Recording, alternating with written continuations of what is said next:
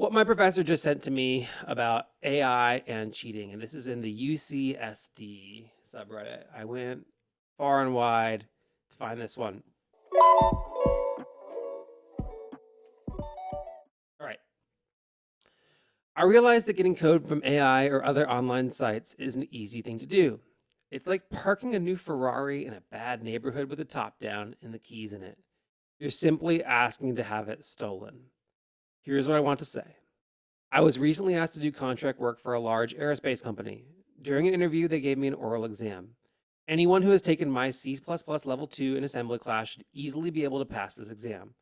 The people who interviewed me said that about 80% of college graduates they interviewed cannot pass this exam. I fear that many of you are heading down the same path. Do not put yourself in a situation where you spent several years and thousands, some of you hundreds of thousands of dollars for a degree where you have learned little. Writing the code for these projects should be fun for you. If it is not fun, you should probably consider something else. Also, at some point, you may be asked to engineer software for something that has never been done. What will you do when NAI cannot give you the code?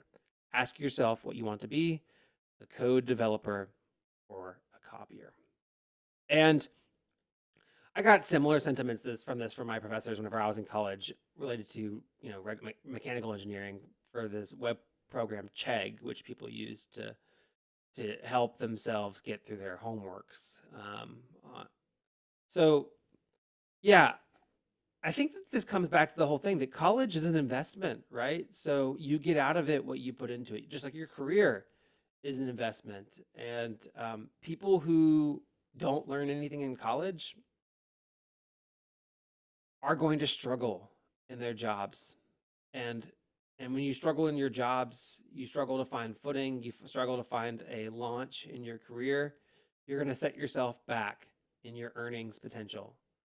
And the money that you make throughout your career, the Money Guy show did a great analogy. It's like a XY axis, right? You have your X and your Y. I'll do it this way. XY axis, right? And the money that you earn throughout your career is the area under this curve of how much you make, right, over the duration of your career. And when you go to college, then right, the area starts negative, right? So then you have to recoup that. So setting yourself up to be competent and knowledgeable, which is what the reason why you go to college in the first place is to learn things to make yourself competent enough to do a job, right? Um, will increase your likelihood of and you have your earning potential and then increase the area under the curve. And that's I know that careers about passion and stuff like that, but really, whenever you're talking about your security, your family's security, taking care of your goals in life, it all comes down to how much money that you can make and how much that you can do to provide for your family. So anything you can do to increase the area under the curve, you need to be doing, which is including doing things to learn them. Um, did I, in my college career, collaborate with my classmates on assignments and homeworks?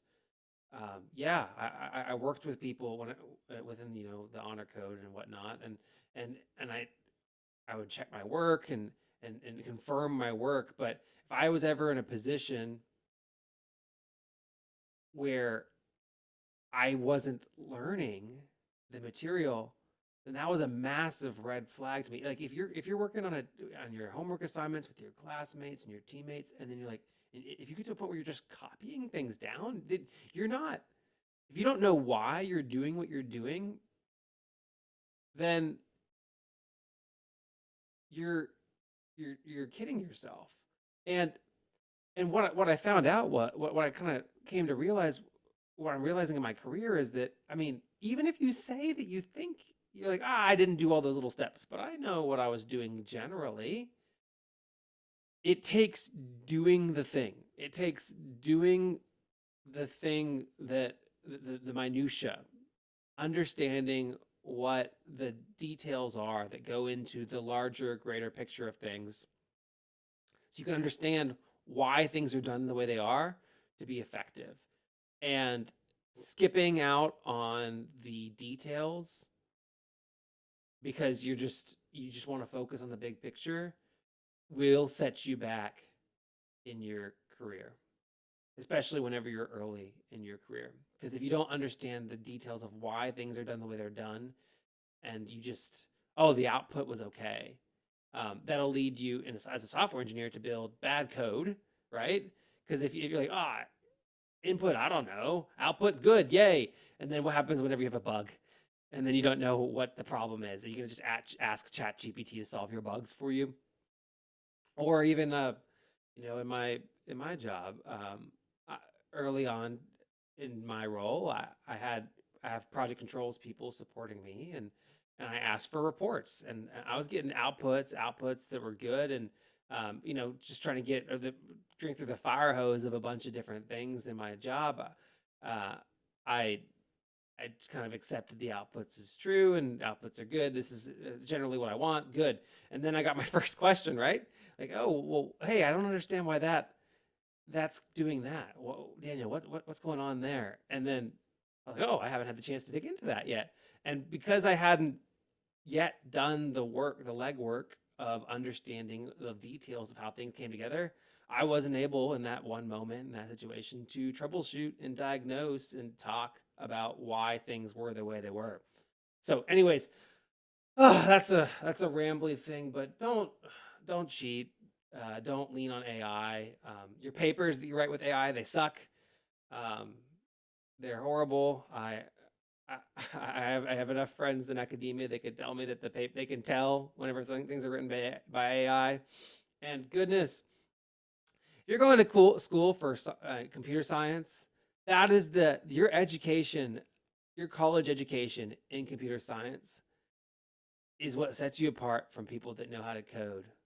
So maybe learn something about how to do computer science while you're in computer science school. Don't just AI bot your way through college. I'm miscommunicating. I just made a pilot, then they threw me on the stations. Now I'm not complaining, My thoughts get complicated, I cannot explain in lameness. Never losing focus because I ain't chasing payments. Still playing in the basement while I'm working on arrangements. They heard the kid in 50 countries, thank God that's amazing. But I'd rather thank Spotify, they put me on the station.